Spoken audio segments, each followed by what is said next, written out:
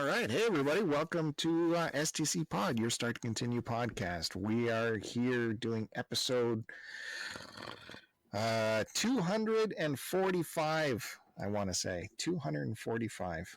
Um, your regular favorite weekly podcast happening right here, STCPod. We are brought to you by the Barrie Game Exchange. I have this very important information for you. You got to check out the Barrie Game Exchange. It's happening Sunday, September 15th in Barrie at the Eastview Arena. That's an entire hockey arena is going to be filled with game swap goodness. The Barrie Game Exchange is Canada's largest and longest operating game exchange show swap action. But not only games, you still got the geek stuff. You got board games. You got tabletop games. You got geeky movies. Those pop figure things. Artists are there. There's all kinds of action. Sunday, September 15th. You got to check that out. If you want to vend at this thing, reach out to the Barrie Game Exchange people immediately, because I'm sure tables are flying right now. Tables are $50, and that gives you 6 whole feet to vend your wares. So that's pretty exciting. To get in on Sunday, September 15th, it's between 11 and 4 p.m. There's VIP early entrance. That's at 11. That's $10. If you wait till 12, you get in for $5. But as always, I recommend you to get there right away to get the primo deals. And come on out there. I'll be there. My partner Joe will be there, as well as a huge conglomerate of Cartridge Club folks will be there that you'll want to meet and hang out with. And this is a huge Cartridge Club event. There's going to be lots of Cartridge Club antics going on. Barbecues, buffets, food, drink, all kinds of fun stuff. So check that out. Get that going. Sunday, September 15th, the Barrie Game Exchange. Go to their website. You can find it online. So, episode 245 STCPod. Let's get this sucker rolling. As you can maybe surmise, you haven't heard any other noises or belches or anything coming from the other side of the mic. So it is, I am here, your host, Bill, and Joe is, I don't know if you listened to the last episode, last couple, we've been talking about how he camps in luxurious fashion at a very executive parkland, National Parkland Reserve, where just certain elite individuals get there. So he's got some, I think they call it glamping. Isn't that what they do? Or huge pavilions are set up. Butlers and stuff set up your picnic tables for you. And they actually roll out a red carpet right into the beach for you. So you don't have to get your feet dirty in the sand. The red carpet takes you right down to the surf. So that's what he's doing right now. So he's too busy to get on the line and jump in for this week's STC pod. Not to fear, though. I'm always looking forward to these opportunities when I can invite someone else on to come on with me, and we get to learn about new people and get inside their heads and find out what makes them tick. This time, I reached out to my buddy, Josh Creepley. He's a pretty big deal. So I thought it was about time I get him on here. I know he's got a big, crazy history, so I know there's a lot we can get into if he lets us, so I thought it'd be a pretty good opportunity to get him in here. You know him as Creep1337 on Twitter. I think we have to figure out where he gets this name from, because that's beyond me. That's a number, but it somehow means a word. It's some I don't know how that works. Josh, can you explain what the heck, am I too old to know what that is? Yeah, probably. What is that? How does a number turn into leet? I don't. It's what do you call leet speak? I don't know. It's teenagers being dumb, I guess, back in the day. Back in the day. Yeah. But you rolled with it. You're just keeping with it. Yeah, well, I try anyway. So yeah, you're a pretty big deal out there. You're on the Twitter, you're on the Twitch, you're on the YouTube, and you have your own podcast called Not So Special Podcast. I did have one. I don't know if it's still around or not, but it's there somewhere. Well, what do you mean you're not sure if it's still around? Well, I haven't done an episode in like how many months now, so it's just kind of on hiatus. Well, what are you waiting for? There's been nothing going on in your life, right? No, nothing. Maybe too much. Maybe that's why. Maybe that's why I just haven't had time to do anything. I've completely stopped. I haven't made any YouTube videos in like 5 months or something like that. So yeah, everything's just kind of ground to a halt. And Josh happens to be my number one helmsman on the Star Trek Bridge Crew VR game. We play that together. We often challenge each other on Beat Saber scores. By the way, I hold most of the high scores now. Yeah, you finally stepped up your game and And what else we played? What was the other game we played? The Far Point. That was excellent. Very good game. We played that cooperatively, where you got the rifle in your hands and you're walking around. That was a lot of fun. Yeah. So yeah, me and Josh hang out quite a bit virtually, and we also see each other at the Barrie Game Exchange, where I think you're going to vend again, right? I am. I talked to Chris about it, so I'm all set up for a table. Ooh, nice. All to yourself? One table to yourself? One table to myself. How about you? Are you having one table to yourself this time? Yeah, taking one table for myself. Wow, much better. And I see you're taking some advice. Yeah, I'm always open for advice.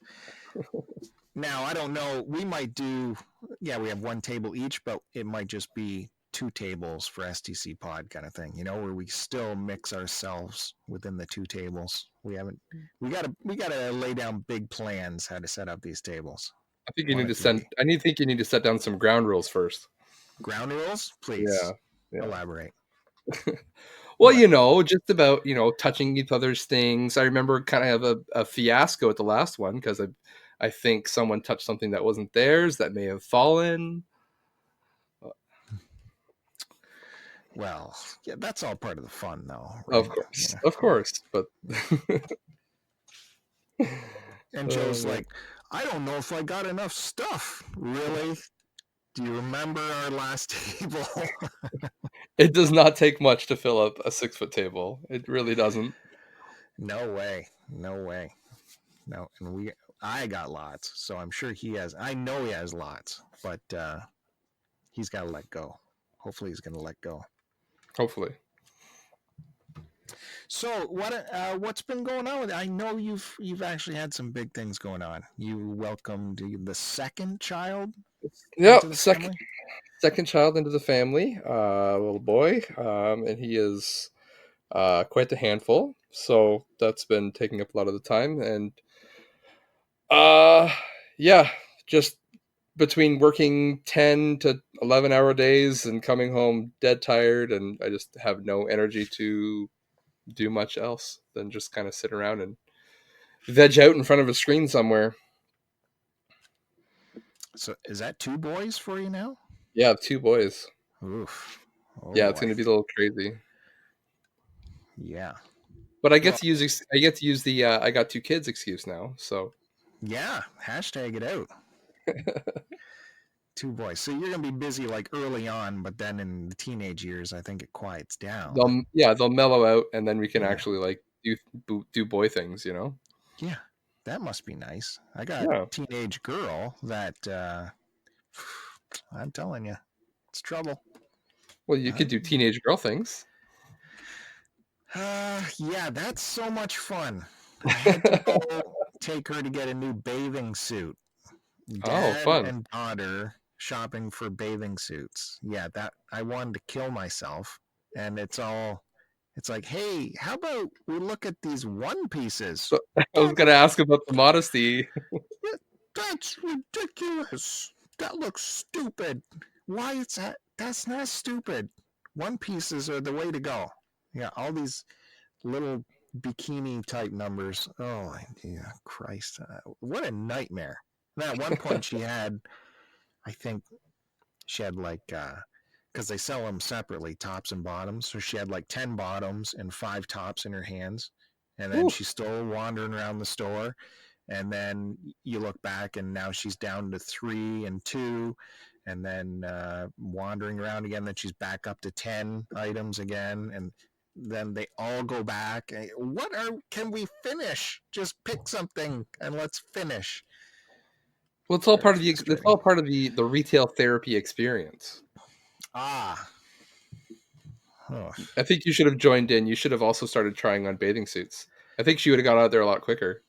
You know what? Yeah, maybe I gotta loosen up. I think I gotta be more zany out there. Yeah. Get some Once you endorsement embarrass them going. enough, then Yeah, they're done. Yeah. yeah. No, I'm just like sitting like a lump by the change room, going, "Let's go, let's go." You're right. I should clown it up a little bit more. Have a little bit more excitement.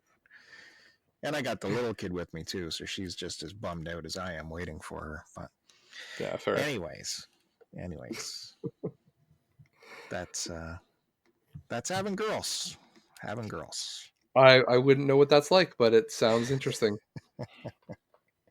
I have another friend that has 2 girls, and so I keep warning him. I'm like, well, I have another friend that has 2 girls, and he says it's crazy. So look out. Yeah, that's it. It's crazy. And all of, I envision all these things when you have kids, we're going to go out. We're going to go golfing and stuff. I'm going to show them how to golf. I'm going to show them how to play tennis. I'm going to show them how to play basketball, do all this stuff. And sometimes it just doesn't translate when you got girls. Yeah, fair enough. Well, at least they watch you play video games, though. Do they play games? Do they play games with you? Very, I want to say rarely. I got to talk the oldest into it. And then the little kid will play quite a bit, but that's just annoying to got a little kid. But yeah, the big kid thinks it's all very nerdy and stupid, so it boggles my mind. Can you imagine if you had these kind of games when you were 14 in your house? Yeah. Holy mackerel. Well, it's like my dad was really big into books, right? So I always thought that was kind of nerdy. When I was young, I read a lot, but then I was like, I'm too good. I'm too good for this. When you hit those teenage years. Oh yeah. So yeah. It doesn't really matter. It doesn't really matter what it is. If your parents are into it, it's not cool. But I'm cool, so I don't get it. Isn't by definition, if you call yourself cool, the most uncool thing you can do? I don't know. I know my parents were not cool, but they legitimately were not cool. They had Boxcar Willie records. That's legitimately not That cool. was probably cool back then. There's no way you can argue that was cool. I remember seeing them watch Lawrence Welk. There's no way that was cool. I'm cool, man. Come on, I'm watching, I agree. I agree, but I'm not your kid. Yeah. So you're coming to us from the big Tri-City area. Is that what they call that? Yes, it is Tri-Cities. Yeah. Pretty famous. Kitchener, Waterloo, area. Cambridge. That's right. Did you grow up there? No, I was actually born in Toronto. Mm. I lived Jane and Finch for many years. So I don't know if our Canadian listeners will probably know about Jane and Finch, but our American listeners probably do not. It's probably one of the roughest areas that you could live in the Big TO. So Yeah. that's kind of that's my claim to street cred, but I don't actually have any because we moved out of there fairly shortly after. So what was the situation like back then? How many years ago are we talking? Oh man, I must have been. Well, sorry. Well, when I was born, it wasn't Jane and Finch. Like we lived on Bathurst Street. I think that's where I came home to, was Bathurst, and then we moved around. My parents were superintendents of a couple of buildings here and there, so they kind of hopped around. Uh, we moved around a lot as a family, so it was just kind of wherever there was an opportunity, that's where we were. Mm-hmm. I couldn't imagine, like, they were a super at Jane and Finch. They were assistant superintendents there, yeah. Like, you would need bulletproof vests. Like, Yeah, you need a bulletproof vests and a firearms license. can you imagine breaking up a loud disturbance or something at Jane and Finch? Yeah, that's Wow, why you just don't. Yeah, anything like that, you just call the cops.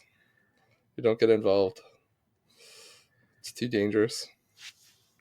So, yeah. So they knew how to get like blood out of the hallway carpet, right? yeah, pretty much. Wow. So, How long did you live there for? I don't really remember. I think it was somewhere around, probably around 5 years, I think.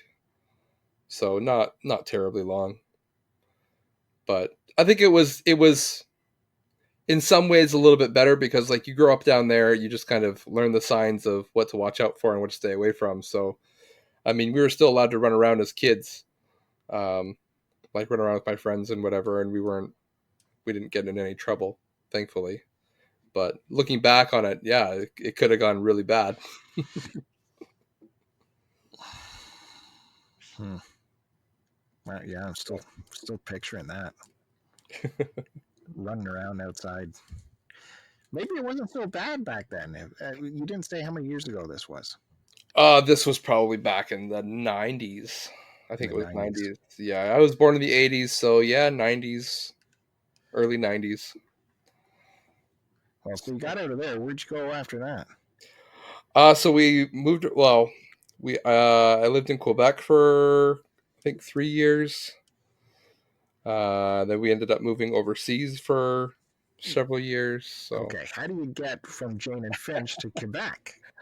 So because of my parents' work, they work for a nonprofit organization. We had to get French language training to go overseas. Um, the company that my parents worked for wanted them to go to France, but in the meantime, between them, they insisted actually that my parents would go to France. And during their insistence phase, leadership changed at the company, and while they're in the midst of that changeover, my parents just moved to Quebec and said, "Well, we're already here, so we're not going to go to France to learn French. We're already in Quebec." So we lived there, and I got thrown into French school, not knowing a lick of French.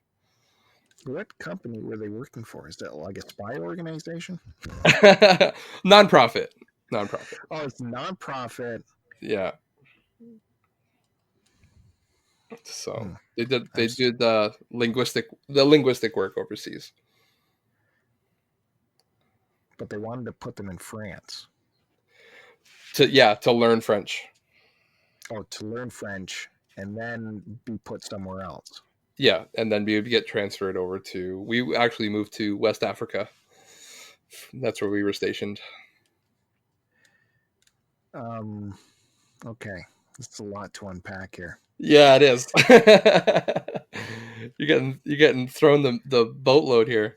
See, I knew that's why I need Josh on the show when it's just me, so there's no distractions, and we can figure this out because this timeline is crazy already. If anyone's still listening, I bet you everyone heard Joe's not here and they just left. Well, it's always a possibility. It's Tom Cruise, right? So, um, this was a nonprofit, but they were being paid. It was, lucrative enough to move the family to these locations. I wouldn't say lucrative, but it was more a how do we say, a pursuit of passion, I should say. It's something my parents felt that they wanted to do, and so they did it. It wasn't lucrative monetarily, um, so Is it classified information? Or should I not be digging here? No, it's not classified. I don't. I'm not sure how much. Uh, I'm afraid of the stigma. Let me put it that way. I'm afraid of the stigma. Oh my God! See, it's getting better and better. I, I I don't know, communism. No, Is it nothing. religious? Yeah, it's religious. You could say that. Oh, okay. So it's So, not Scientologist. not Scientologist. No. No. Oh, so it's like missionary work. Yeah, basically. Okay. Okay. So you get set up in Quebec, and you don't know a lick of French. You're just going to kind of learn it by being engulfed in it. Yeah, exactly. Yeah. So you get thrown So into a French school. Like what grade? grade 3. Oof. Yeah. What was that So like? intimidating.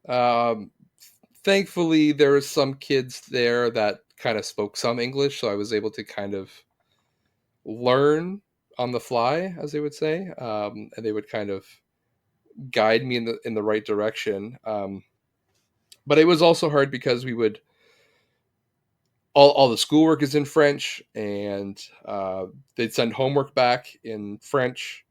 My parents are also learning French. They went to like a French learning, like a French class at University Laval. And so while they're learning French, they're trying to help us translate our homework into something that we can understand. So it was stressful, you could say. But they weren't, the kids weren't beating you up or whatever. There's no. We were, I mean, we were bullied because we were English, but that was about it. It wasn't nothing physical, just a lot of shouts and insults and name calling, and yeah. Yeah, because definitely years ago in parts of Quebec, you didn't want to let people know that you just spoke English because Yeah, that exactly. could have You been try to trouble. fake it till you Yeah, make it, right? yeah. So, how well did you pick up the language? Pretty well. I wouldn't consider myself bilingual now, but yeah, I spoke French fairly well and continued to use it overseas. So And what town was it? Did you say Laval? in Laval, yeah. So we were in Quebec City.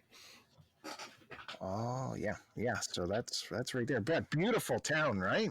Oh yeah, yeah. We were 10 minutes from the boardwalk from Chateau Frontenac and 15 minutes from the island. So yeah, it was beautiful. Do you get to go back there? Have you been We went back? back. Yeah, I went back 2 years ago. Yeah, just Hmm. before my first son was born. My wife and I took a trip out there just to kind of relive the old days, and I kind of showed her around my old school, our old apartment area, neighborhood, and we did the old town and all that stuff. So it's When you mostly the same. when your parents moved you to Quebec City, did they pick up more like superintendent jobs, or did they just We were rent out? They were just there as renters. I I don't think because of the program was so intensive, they didn't really have time to get a job. It was kind of just a crash course. Here, we're gonna throw you into this, and you're gonna learn it, type thing. Mm-hmm. But through the organization that they were with, I don't know the details because I was so young, but there was obviously some sort of reimbursement or subsidy going on Mm-hmm. to allow them to do that. So if you were there about 5 years, that puts you, you're Only in three. grade. We were only there for 3 years. Oh, 3 years. Yeah. So grade 6, you're out of there. Yeah. It might have been grade 5. I don't remember, something like that. Had, But yeah, had you managed to get like roots down at that point, like a good friend circle, and then yeah, you had to end up moving again? yeah, yeah. We learned. We got to know quite a few people. I still keep in touch with some of them. Really? To this day. Not super well, obviously, but we're friends on Facebook, kind of thing. Um, yeah, but that's one thing because again, we moved around so much as kids or as a family. So every time, every couple of years, we knew we were going to have to pack up and leave. So, I mean, we'd get as close as we could, but we knew that there was going to be a goodbye at some point. Wow, yeah. And, like you guys were fairly religious, would you say? Like church going or Yeah, yeah, yeah? yeah, yeah. Which So, which which like church is it? What are we talking? are you asking like a Yeah, denomination type of thing? yeah. Baptist, Baptist, Baptists. yeah, Okay. which is pretty generic, but fair. Okay, we'll say serious Baptist. And, and you were fine going to church every week or whatever? Oh yeah, that Yeah, was that was normal. That was normal for me. I didn't know any different. it wasn't a drag for you. Like for me, it was a drag Oh all the yeah, time. well, you're a kid. You're just like, oh yeah, we're going to church again today, But you always look forward to seeing your friends at church too, right? So you kind of Oh, yeah, you suffer through the hour and a half service, and then you go play with your friends. sure, I guess so. And I guess that's a more welcoming community to ease you guys into the new situation. So having a religious group there to help you Yeah, is always good. yeah. All right, so then what's next? You're uprooted again. Uprooted again, yeah. So then we got posted out to a small country called Burkina Faso, which some people may have heard of. It's been in the news a little bit lately. Um, so yeah, we got posted out there, and What? No, where? What is this? I've never heard of it. Burkina Faso. No, It's he says that what do surprisingly. you mean? You've never heard of this little African country called um yeah, we got posted out there. It's in West Africa. It's have do you know the countries like Ivory Coast, Ghana, Togo, Benin, Sure. those countries? Yeah. So we're one country up from there. Hmm. Okay. So we're Okay. kind of right below the Sahara Desert. Hmm. Interesting. Like what? What do you arrive to when you show up that first day? We arrived to extreme heat, mosquitoes, a lot of Africans speaking a lot of languages. Yeah, it's a whole lot of culture shock. It's completely different to anything that you've ever known. I mean, different now because the world is much more multicultural than it was back then. But Well, you flew from Canada to where to get there? we through Paris, through yeah. From So Paris to so Africa, Toronto to Paris to Burkina, yeah. and they had a major airport there, so it's landing a big bird. Yeah, yeah, it's an international airport. It's only one terminal, but it's an international airport. So they've run. I think there's like three flights to Paris per day or something like that. So, Hmm. or yeah. So it's an old French colony. So their roots are in France as well. So Oh, I see. Okay, so yeah, making sense. And so you get picked up at the airport by like the organization, and they try to set you up, yep. So or there's a partnership company there that has like a center. There's like a administration office and there's like guest housing and things like that. So that's where we went and we stayed in um, two separate rooms. So kids in one room and parents in the other. Like completely separate. Like it's almost like how do I say it? It's almost like a dorm room, but Mhm. between the rooms is like outside. It's not connected by it's connected by a building, but to go to the other person's room, you have to go outside and then go and knock on the other person's door, and then they let you in, type thing. Right. So, Sorry, Josh. Did you say you had brothers or sisters? I do have a sister. Yeah, So the two of you are doing this whole thing. yeah, And is she older or younger? she's older than me. Yeah, She's way older, or year and a half, 2 years. yeah. Yeah. Okay. So is she kind of in charge of you? Oh, maybe I don't know. I stuck up for myself pretty well, I think. So you get situated in this place, and what is the expectation for the kids to do? But are you Um, instantly put into a school situation? so up to this point, so I should clarify one thing here, is that being in Quebec was the only public type school that I have ever been to other than university. My entire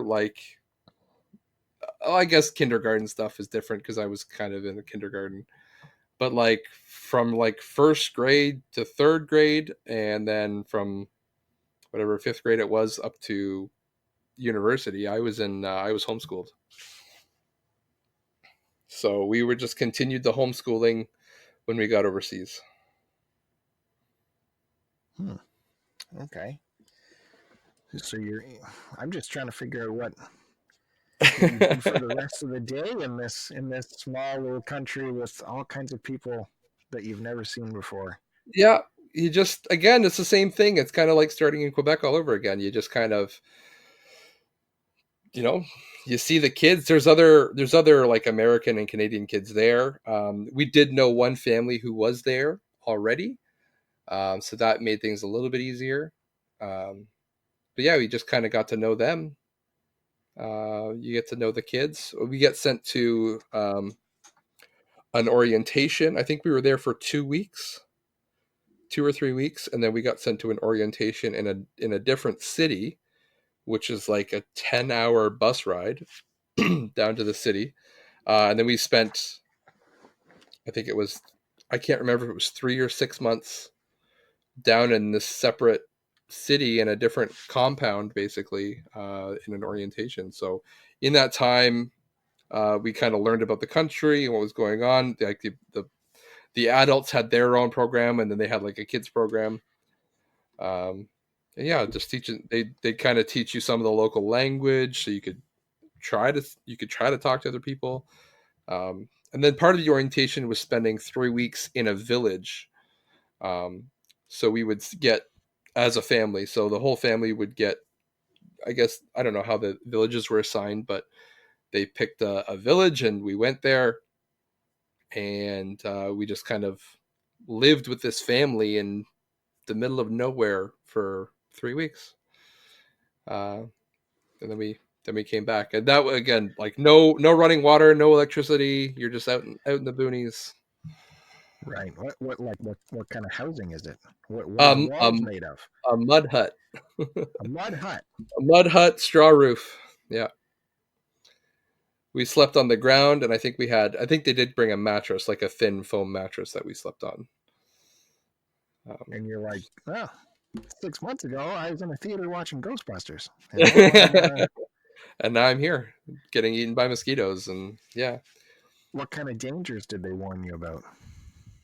just I was just about to say, oh, just the regular things, bats, snakes, that kind of stuff. But yeah, nothing crazy. Like you just have to be mindful of, where you're stepping. You watch for snakes, scorpions, and things like that.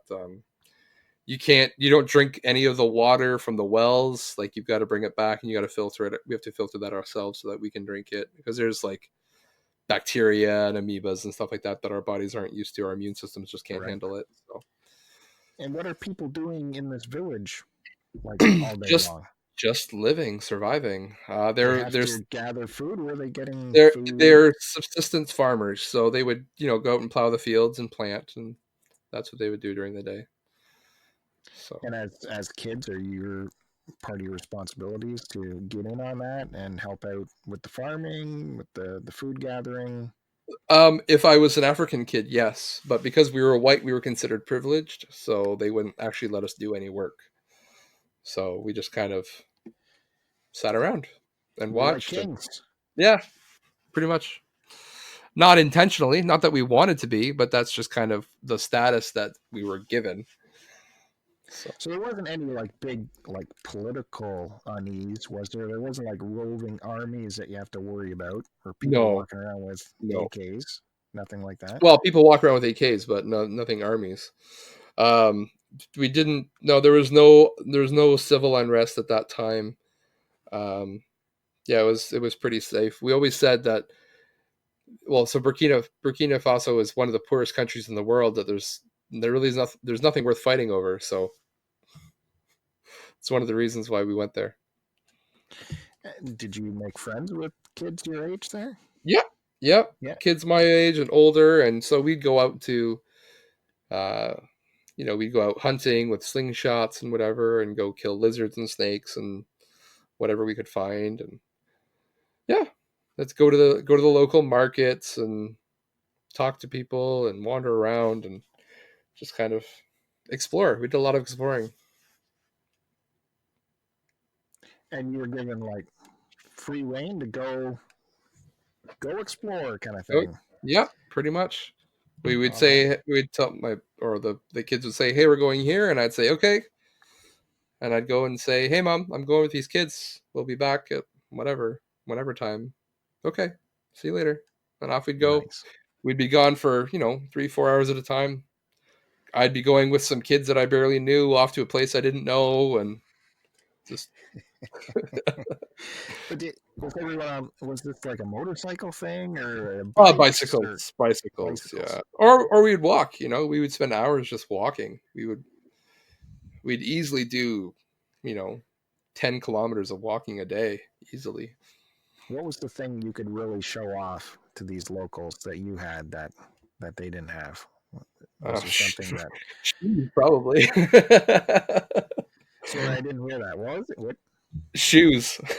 The shoes. Hey, check out these. No, I honestly didn't have anything at that point. I think I had a Walkman, maybe. I think we listened to some music. That was about it. Or maybe we had board games, one or two board games that we would play. That was about it.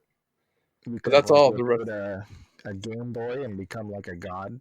I had a Game Gear, so I was good for about 2 hours of 3 weeks. So And then it took you a year to get more batteries. yeah, exactly. Yeah. So you have fond memories of these times, I take it. Yeah, for the most part, I think. At the time, I don't think we appreciated it as much as I do now. It was just very. It's kind of strange, kind of trying to explain it because to me that's normal. That's normal life. That's what I did.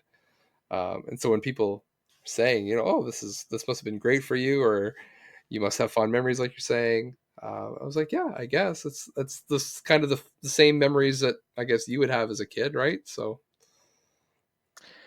Uh, this is like movie stuff you're talking about, the adventuring that you're doing well, at so that's such what a I'm young saying. age. Like everyone says it's so special, and again, looking back, I can tell that it was because it's very different to what other people have done. But like I said, that was normal for me. I didn't know any different. Hmm. So, like, what else were you able to like do the whole safari thing while you're there, or is it strictly business down to business every day? Um, oh, like we did tourist stuff, so there was like a game park there that we'd go and see elephants and stuff and crocodiles. Um, then my parents did a lot of work, obviously, and yeah, we just kind of did school, and then when school was done, we'd go off and play What there. was And the money they were exchanging there? like, what the name of the money? Yeah. We called it's called CFA, which I think is Central Franc of Africa or something like that. So the conversion at that time, I don't know what it is right now, but it would be the short term would be francs. We call them francs. Mm. Like a French before Europe became euros. French, it was based on the French currency, so French francs, and so the equivalent of 500 francs, Burkina francs, was equivalent to $1. So someone would give you like 5,000 francs, and it would be like $10. Hmm. So So what would like a pack of gum cost you? a pack of gum might be like 1 or 200 francs from there. So very cheap. But you have to remember, like what do we call it? The GDP of the country is not very big, right? So they everything shows up. So if someone were to work all day, like hard labor in the fields, they might make between $3 to $5 a day. Mm-hmm. So that pack of gum costs $1. That's a third of their wage. So it's Well, expensive for them, but it's cheap for that us. just sounds like when I was a kid as a harvester. I worked all day and made $3. Yeah, there you go. So same thing. So see, it's relatable. Yeah, there you go. And I blew it all on my lunch hour. So as how long were you there for? We were there for a total of, I think it was 8 years. 8 years. Yeah. Wow. Now we would Wow. go back and forth. It wasn't 8 years straight. We would do, I think at the most we would do 4 years, a 4 year stretch, and then we would come back to Canada for a year, and then we'd go back again. So because of the politics with Ontario, like health insurance and citizenship and stuff like that, we have to come back and spend a year here to keep our OHIP coverage, Mm-hmm. and our citizenship status and things like that.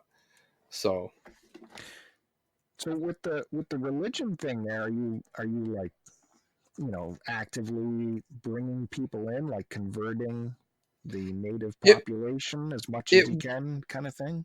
it wasn't based on, how do I say, like we weren't, what's the word, we weren't preachers. Like my dad would preach, but he wasn't a preacher.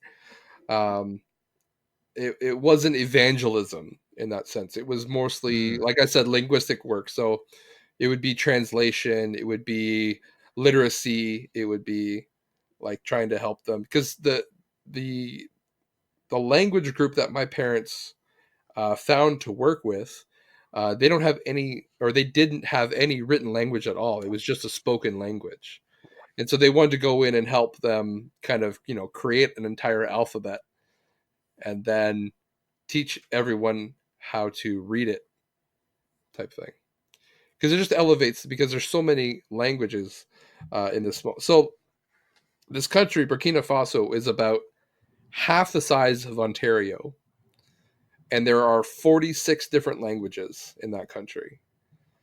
So each language, as they don't have, if they don't read or they don't write, they eventually get taken over by, either French or another dominant trade language, which basically kind of eliminates that language from history, right? So it destroys the individualism of that culture.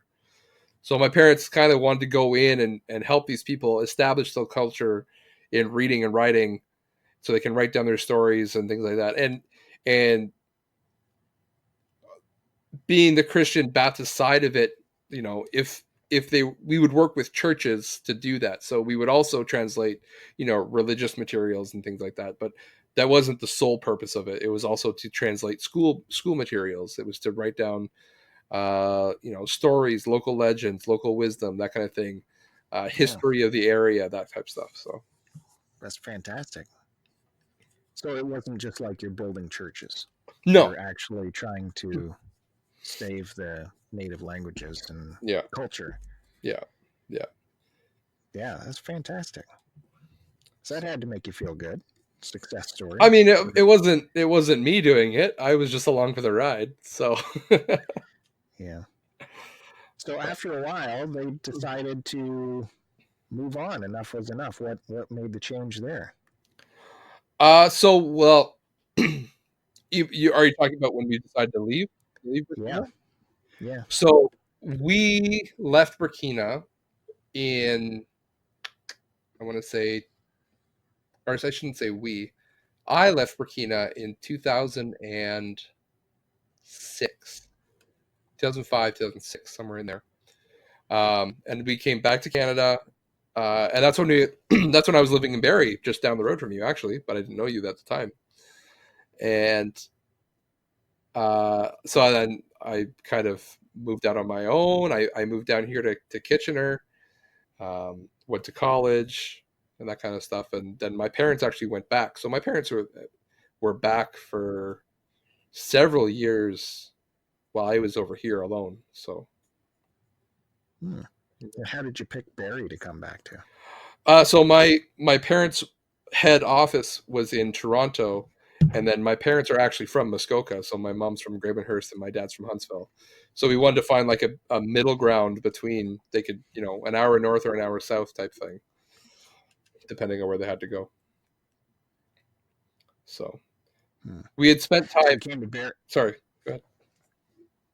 No, go ahead, please. We had spent time in Aurelia when we had been home at different times. So we had lived in like Bracebridge and Gravenhurst and stuff, and then we were back for I think a year at one point. One of our year stretches back in Ontario, and we lived in Aurelia, and we liked it. But I think when we came back, my parents wanted to be in a bigger or be closer to Toronto. I think so. Barrie was the next logical choice. So we've never lived in But the it same was place twice. no. But when you came to Barrie, it was just you. No, my whole family lived in Barrie. Yeah. They okay. Yeah.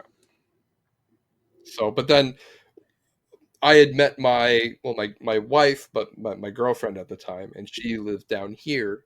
Um, and so I just decided, if I'm going to be on my own, I need to go to college or whatever, and I need to get schooling. So I could stay in Mm-hmm. Barrie and go to Georgian College, which I did apply to, and I also applied down here, and I was accepted to both programs that I applied to. So I just chose that, you know what, I'm going to be on my own. I might as well do it while my parents are still around to help me if I need it. Because if I'm, once they're gone type thing. And so I figured I have a little bit of a safety net. So I'll move down to Kitchener and go to school there. And yeah, So they could help you out with tuition and all that, with yeah, seed money to get you they going. needed to help me out. Yeah. So I basically paid, I had some money from my grandfather who passed, or my grandmother who passed away. And so that paid for my college. So I just kind of used all that for tuition, and then worked my way through paying room and board while I was down here. So Fascinating, fascinating life.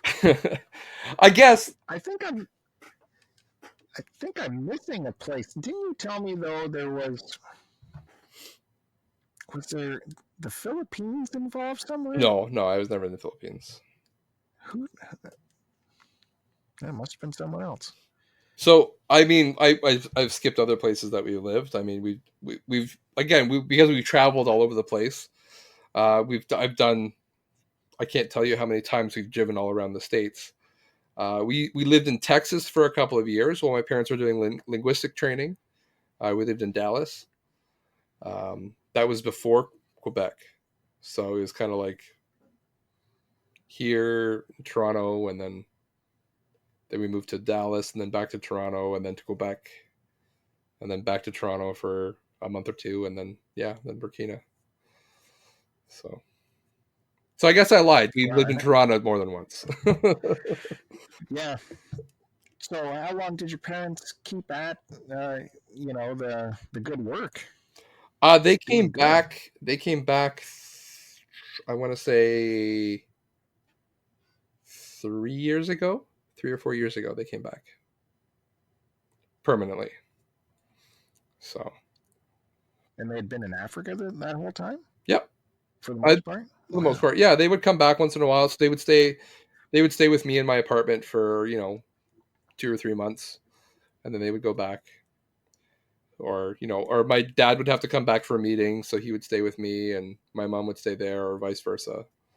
So, Wow, that's incredible. I actually Yeah. took my girlfriend or my wife. I took her to Burkina for a Christmas. Uh, Really? I hadn't seen my family in like 2 years, so my parents basically said, "Come over," and we got over there, and that's actually where I proposed to her, was in Africa. So I figure it would be a unique story for her to tell. Yeah, I guess. And did your sisters stick with the folks? No. My sister left in 2007 ish. She split from the family, and I haven't spoken to her since then. So Oh, yeah. really? I'm sorry to hear that. Well, it is what it is. So she just decided she didn't want to be didn't want to be with us anymore. So she's not dead or anything. She's Wow. not After dead. all, So it's not. She just no, but still, after all that life experience together, yeah. to well, I'm sure that'll straighten itself out at some At some point. point, yeah. We're hoping. But Yeah, yeah. Like, hmm, yeah, I'm hoping for you, man. I don't like hearing thank you. I I don't like hearing appreciate it. families being apart. No, no. But I don't tell a lot of people. I realize this is a podcast that's going out to everyone. So, but Well, no one listens, so it's fine. Maybe she's gonna listen maybe by some you never miracle, know. Maybe she's into the and Cartridge Club, and I don't even know. yeah, well, it's when you look back on these things, the family stuff, the biggest thing is all the time wasted. Yeah, It's all that time was wasted being apart for no good reason yeah, or whatever. So that's the frustrating thing when you look back after a certain amount of years. It's just that was just a big waste of time, wasn't yeah, it? yeah. Oh well, we hope for the best, and we'll just wait. Well, what did you take in university? Well, so I went to college first. I took personal support worker, so healthcare for the elderly and people with special needs. I did that was only like a year program. Um, I was hired before I even graduated, and I did that for 4 years ish. Sorry, I'm very vague with my times because I just don't keep track of it. And You're doing better than I can. and then that in that time, I got married, and one day I just kind of woke up and said, I my PSW job that I had was never meant to be my full time job. I never wanted it to be my career. I just did it because it was a 1 year program, and I knew I could get a job, and I knew it would pay decent, and it would be kind of there while I figured out what else I wanted to do. So next thing you Mm-hmm. know, 4 years has passed and I'm still doing the same thing. And I just kind of, my wife and I were talking, and I was like, you know what? I don't want to do this anymore. It's not that I don't enjoy the people I work with. I just don't really want to do the job. So it was at the right time when I could leave. Like, she was working full time, and she said, you know what? Now's the time. Go back to school, do what you want to do. So I went to Laurier University in Waterloo, and I took global studies there to hopefully use that one day. So that was a 4 year program. So I have a bachelor's. Holy mackerel! 4 Yeah. years. You're like Joe. You've been to school long enough to be a doctor. And yet I have nothing to show for it. Well, so what is the game plan with that kind of You- studies? What is that? that is the Go ahead. question of the century. I you go into school so hopeful about you're going to go in, you're going to save the world type thing, and then while I'm in school, I'm still working part time. Uh, we're trying to. It was tight. I'm not gonna say it was easy. Like, we we learned to be frugal at that point, which is I was kind of used to it. We kind of been with my parents' lifestyle. We had been frugal most of our lives, so it wasn't easy. And then we would I think that kind of took away from my drive. So I by the end of the 4 years, I was just trying to finish. My idealism had been gone because I had spent so much time working and trying to make ends meet that I didn't really focus on my why I wanted to go to school, and I just was in school. Um, Mm-hmm. so I mean, I graduated, not top honors or anything, but graduated, and then started working. I was still doing my part time job. I went to full time. Um, it was warehouse work. It was thankless. It was terrible. It was the worst job I've ever had. I did that for 4 years. And then same thing. I was just uh, so my last year in university is when my parents came back. So we were able to. I was able to like leave my apartment. My wife and I moved in with my parents, and I was able to focus on studies. And then Mm-hmm. um, my dad had gotten a different job. They weren't involved with their old work anymore, so he gotten a job doing. He always loved driving trucks, so he got a truck driving job. And then yeah, one day he just called me and said, "Hey, there's an opening. Do you want to drive a truck?" And I said, "Sure." It gets me out of this warehouse. Uh, Mm-hmm. and here we are, 3 years later. I'm still driving a truck. So I think I'm coming up to that awakening point, where you just kind of sit up and say, "Hey, I don't want to do this anymore." So I love your job. You get all kinds of cool stuff. I mean, it's cool. It's cool to some people, I guess, but well, that's like me saying you get to watch TV at your job all day, right? So Yeah, yeah. But you get to find treasures all the time. You get to go to a spot, pick stuff up, and maybe find a treasure maybe, in it. yeah, yeah, not always, but maybe. I always like that. I always like the thought of potentially finding a Hmm. treasure, and you get to do that every day.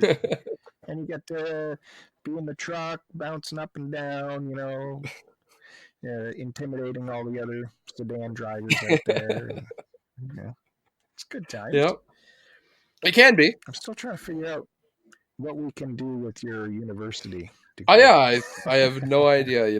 Like Is it like get you a government position? it could potentially. I'd always kind of hoped to work for like the UN or something like that. Um, Right. that's always the idealistic dream. Um, but obviously Yeah. Well, need to start smaller than that. Um, but it's Christ, you got 4 years to university. You're good to go. yeah, you'd think, right? So And your world experience is off the chart. Like you got a really great resume when you look at it like that. It is really good. yeah. I'd hire you. Well, you need to tell the people I'm applying to. That's what you need Okay, well, put me down. to do. So yeah, it's I think that well, in the meantime, like I've been driving truck. Then we've had 2 kids, we bought a house, things like that. So there's expenses to pay. So I can't just walk away from everything. So it makes things a little bit more complicated now. Um, and Yeah. I think that actually driving the truck for so long has hurt me because a lot of people now that you apply say, "Hey, I have a university or a bachelor's degree in this and that." Great. What have you been doing? Oh, I've been driving a truck. So, Don't let that oh, hold you I back, know. man. Piss on them.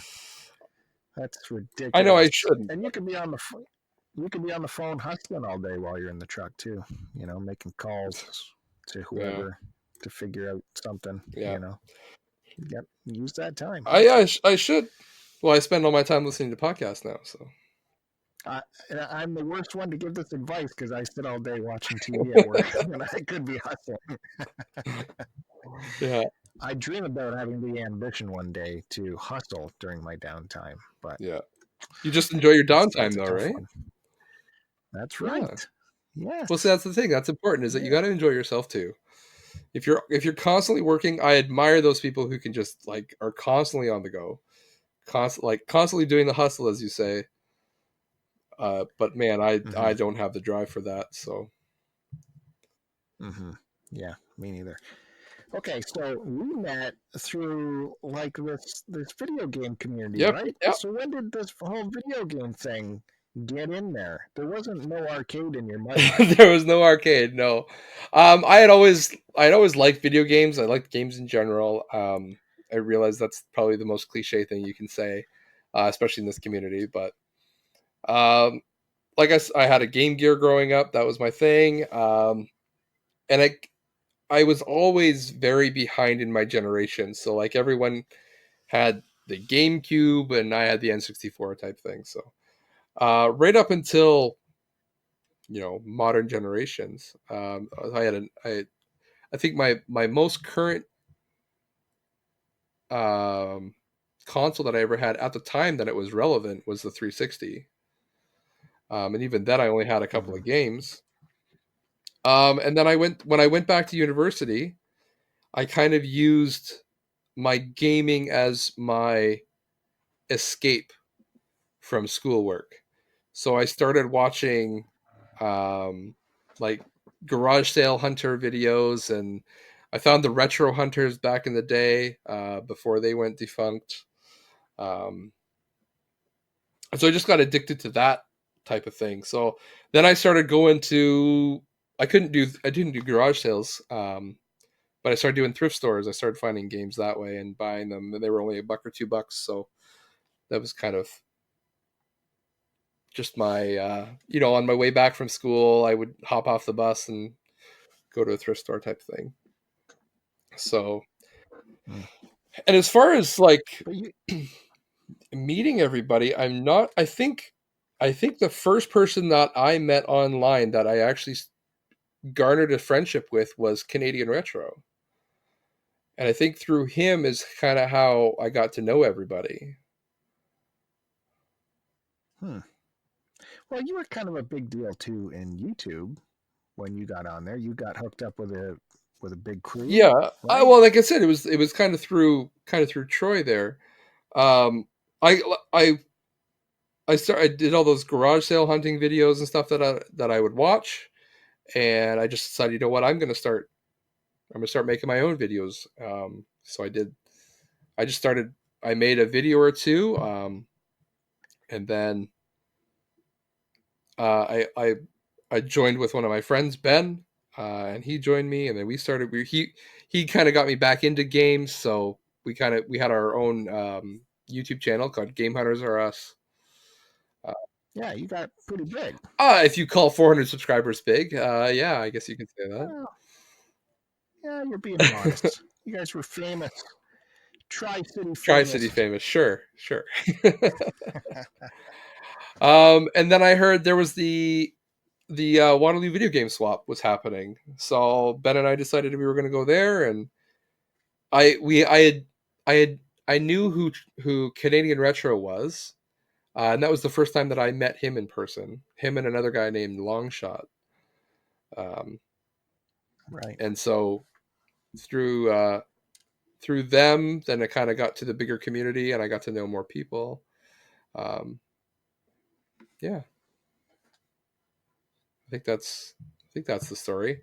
And I think okay, so then I at that game swap at the first, not the first Waterloo video game swap in general, but the first one that I went to, um, I was hanging out with Canadian Retro, and that's the first time that I met Kevin Buried on Mars because I bought a Oh, game out of his trunk.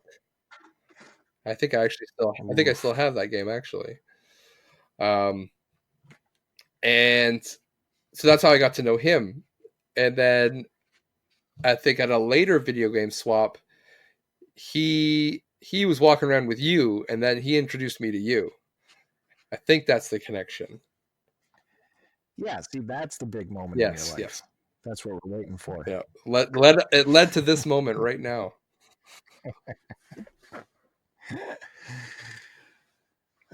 Wow, geez, I'm sorry you had to meet Kevin so early on.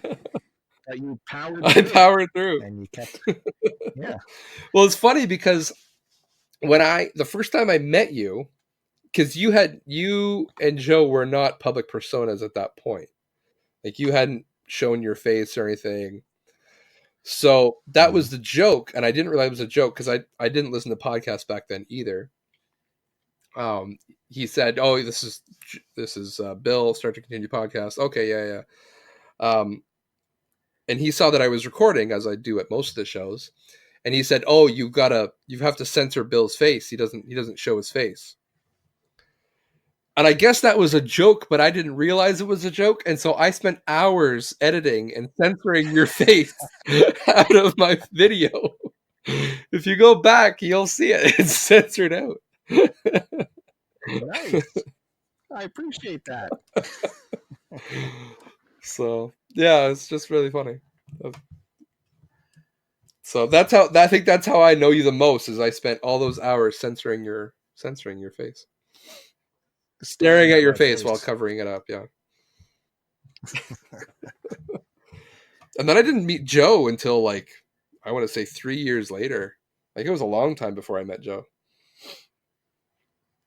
Mm. And now you're consuming like all the podcasts, Everything, right? yeah. I really only started listening to podcasts. I want to say like 2 years ago is when I really started going into them. So and yours and I know this is going to be contentious, but yours and Retro Fandango were the two that I started with. So Mm. But STC first. I can neither confirm nor deny. Well, here's a treat for you. The latest Retro Fandango. I make an I appearance listened on. to that today. Actually, Oh, did you? How did it it turned turn out out? very well. I think. Good. Yes. I will admit that I like if we're gonna comment on the podcast, I'm not a huge Blazing Saddles fan, but I do like the other two. I mean, I really what I is? don't know. I think Uh, you know what it probably deserves a rewatch. I should rewatch it now that I'm older. But I remember the first time I watched it. Maybe I was just younger. I don't know. I just didn't get half the jokes. I don't think so. I think that really helps me in remembering Mel Brooks films. Is that I saw them when I was super young, and it was so outrageous to see when you're super Hmm. young that it's always going to get a pass in my life, no matter how much older I Yeah. get. I'm still going to watch it and say that was goddamn brilliant. Although Spaceballs could have been better. Well, see, to my recollection, the very first Mel Brooks movie that I ever saw was Robin Hood Men in Tights. And so that one gets a pass from me because that's probably one of my favorite Mel Brooks movies. That and I Mm-hmm. think Spaceballs was the second one. And so again, that's why it gets a pass because it was one of the first ones that I saw.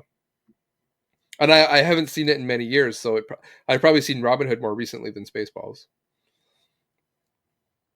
Gee, I haven't seen that one in forever. I believe I saw that in the theater. Oh, of course it. Actually, I think it was the drive-in. Maybe if I remember, it might have been the drive-in. Remember when Patrick Stewart showed up at the end? You're like, oh my Yeah, god, yeah, yeah, yes! exactly. That was mind-boggling. Yeah, because I think there was some crappy Camelot movie or something that year out at the same time Yeah. where Sean Connery comes as the Wasn't cameo that for wasn't that King First Richard. Night? Wasn't that the one with Richard Oh, Gere? or yeah, is it that I'm thinking of, or am I thinking of the Kevin Costner Robin Williams? Robin Hood, you mean? Right, Robin Hood. Yeah, It maybe could be it's that. that. But who comes back as King Richard at the end of that? That's a good question. That might, or was it? Hmm. I should know. Yeah, I've I've seen got that the movie a questions million now. times. Yeah, I don't know.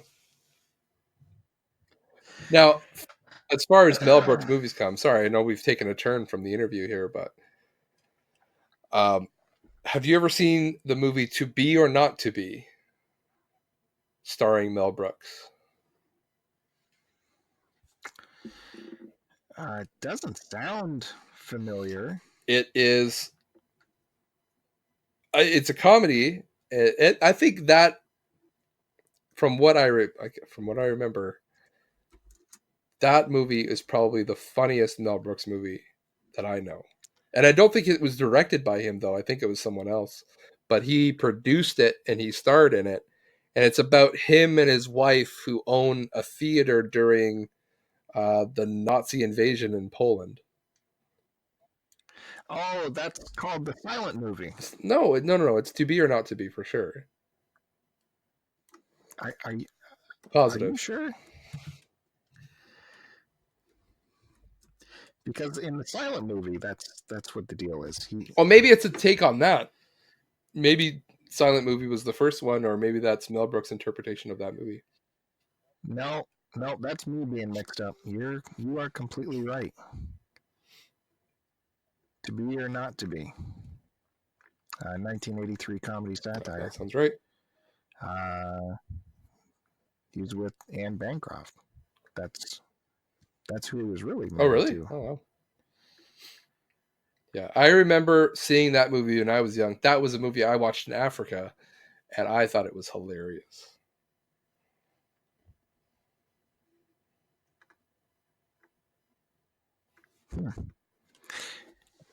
Yeah, I think I saw I've seen some of this just recently, but not the whole movie. But yeah, I was mixing that up with his silent movie. Okay. Okay, yeah, there you put that go on the list. There's a remake. Yeah, it was directed by someone else. Cool, man. Good recommendation. There you go. I'm good for something. So now the Waterloo game thing is game exchange, game swap is all done. Now you're it's dead, yeah. Full-fledged Barry game exchange guy. Full-fledged now, right? Barry game exchange, yep. Show up every year. I didn't sell the first 2 or 3 times that I went to the show, but ever since then I think I've been selling for the past couple of years. So. And you always stick around for the buffet afterwards. Always. Uncle Bill's buffet. I mean. And now it makes sense why you make me say a prayer after every plate. So before every plate I go. Well, it's a new meal. You have to pray again. So are you still involved with the religion? So yeah, I still go to church. Yeah. Nice. Yeah. I try. We're trying to, create a positive atmosphere for the kids to grow up in, and so. Well, that's good to hear. Good to hear someone's still holding the faith. Say a prayer for me. I try, but it's hard. I pray for you every time I hear you talk, though. All right, Josh. I think we had a good chat. I apologize for putting you through the interview process here. Oh, it's all good. There was a lot to get through. I knew you had a very interesting life hiding there somewhere. We had to get it out. Because I think you'd start a conversation with me and you'd be like, throw the Africa thing out there or something. I'd be like, oh, don't say any more. I want to. We're gonna hold it. Save this. Hold it. Yeah. I don't. Sounds crazy. I want to know more, but it's got to be recorded. Oh man! Wait till we get to the antics at some point. So how do you feel? Do you think we did okay? Yeah. Are you happy with it? Yeah, I'm happy with it. Yeah. You're happy. I mean, it's your show. You got to be happy with it. I'm happy with it. I got creepy Josh on. It was good times. I mean, hey, we actually talk quite a bit because we're online playing our games or whatever. We'll sit there chat for a good hour after we're done playing our games. So yeah, after we're done finger banging in Star Trek, then kind of sit back and just chat. There's the drop for you, Derek. All right. Well, thank you very much for appearing on Joe-less STCPod. I'm sorry I couldn't bring you Joe. Oh, thanks for having me. I'm sorry Joe wasn't here, but I'm glad I could step up. I'm kind of half Joe. If you take the SH off my name, I guess I could be Joe. That's true. I got stepped up to semi-host. You'll have to come back again when Joe's around, Yeah, so he can have. I'm sure he'll have lots of questions for you too. anytime. Let me know, and I'll be here. Otherwise, you have anything to report on the Not So Special podcast? Not at this point. I think a couple of people have asked about it, but that's been about it. So I don't know if there's a whole lot of interest for it still. So maybe this will be enough to satiate people in the meantime. No, you can bring it back. So I feel like Bring it no, back. this is just like this is the pity party for Josh kind of point. I don't make him feel good about his podcast that sucks, that kind of thing, you know? That's not true. You did it. You did it solo too, which is a whole Oh, other thing, and you pulled it off every time. well, I think that's part of it. Like solo podcasting is so hard. Try to you're sitting there having a conversation with yourself, and you don't find yourself interesting because it's all stuff you know. So, bravo to people who do it. I know James does it by himself. I don't know how he does it so successfully, and Frantic does it, and he has commitment to do it every week or every couple of weeks. So, congrats to those guys. Well, I'm sure we'll see another Not So Special podcast soon. Maybe soon. one day. And your YouTube stuff, let's get that going. Get your pickup videos. I have 2 pickup videos filmed, but they're just sitting on my hard drive doing nothing. Well, get them out there. I want to see the treasures from the garbage. There's Hey, I had a garbage find yesterday. Oh yeah, actually. What was it? I picked up. I don't know if you know, but a while ago I picked up a reel-to-reel tape recorder. Yeah, I remember that. At the thrift store, and just yesterday, in one of the giant. We have like these huge recycled bins at work where we throw in just old tape and old media, discs, whatever. There was 4 reel-to-reel reels just sitting there. Oh, nice. So I'm like, oh yeah, I think I saw that picture on Twitter. I think you posted yeah. it. Yeah. Did they work? Did you listen to them? No. Actually, the reel-to-reel does not work as it stands. It's a decorator piece right now. Like it powers up, it lights up, looks gorgeous lit up, but you advance the motors and nothing happens. So maybe a belt fell off, or I bet it's something simple, but I just never bothered to open it up. Now that I have actual media to put on it, maybe I'll see about getting it going. Yeah, sounds like surgery is needed. To have the tape. Yeah, that'd be cool. That was my garbage. It'd be interesting to know what's on those tapes. I actually think they're blank, to be honest with you. Oh yeah. If I could be honest, they look like new. So. Huh. Which is cool to have some blank tape. You can record whatever. You wonder who found those in the attic and dumped them out somewhere. Yeah. So, anyways, where we got to tell people where to find Creepy Josh. YouTube is probably the best. I don't know. YouTube's not the best spot. Twitter's the best spot right now. Yeah, Creep1337 on Twitter that's the best place to find me. I'm posting stuff there. That's usually where you'll see the latest garbage find. If I find something, that's where I post it. That's where I'm talking to people. So, right, and come out to the Barrie Game Exchange September something or another and meet him in person. Yeah, come shake my hand, say hi. Or you don't have to shake my hand if you don't want to, but say hi at least. I'll be there. I think I'm beside you guys somewhere. I think I'll be close to you. So look for Bill or Joe, and I'll be around. Yeah, I think we'll have a whole row of Cartridge Club. Section, a big power section. Yeah. So that'll be cool. For myself, thanks everyone for listening. I've been Bill of the STCPod. You can find me on Twitter at STCPod. We do have a YouTube channel. Excuse me. It's YouTube/Start to Continue. And I think that's it. Thanks, Josh, for stopping by. I really appreciate it, man. It was a great chat. Thanks for having me.